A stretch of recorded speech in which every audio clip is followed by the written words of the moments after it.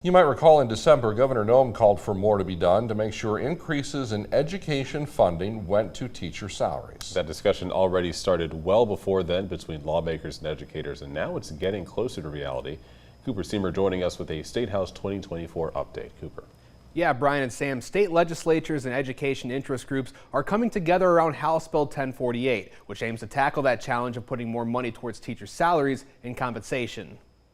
South Dakota's current education accountability model is due to expire in 4 months, and the state's Teacher Compensation Review Board has called for major revisions. Efforts so far in the state capitol have been slow, but they've picked back up with the combination of many bills in the House Bill 1048. What we've done is we've been working with the governor and the administration, with the school representatives, with legislators, and we're combining efforts into a single bill, which is the administration bill. So I set my bill aside, but we've taken that language and put it into the other bill. The bill has two major components. First, the measure would set the state minimum teacher salary at $45,000 a year across the state, brought by Representative Tony Venhuizen. That minimum would increase an equal percentage with any future education funding increase from peer and would start in July of 2026. The second component is on overall compensation. That benchmark is set in as a target unique to each district that would also see an increase with each funding increase. Secretary of Education Joe Graves says districts can also go above the required compensation increases, allowing them to weather future increases.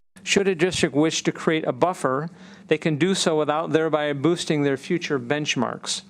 Districts, in other words, can exceed 1 year's increase in order to have already made progress on future increases. No opponents spoke against the bill in its hearing in the House Education Committee, but education interest groups say while there's still plenty of things to tweak, it's a good starting point. These two have to work hand in hand.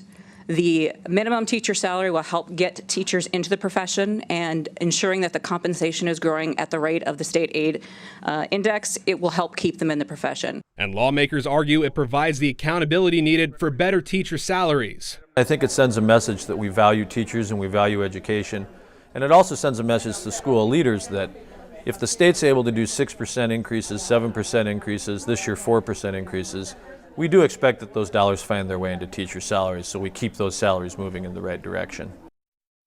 Now, because the bill doesn't directly appropriate any money, the bill will now head to the full House for consideration after passing on an 11-2 vote.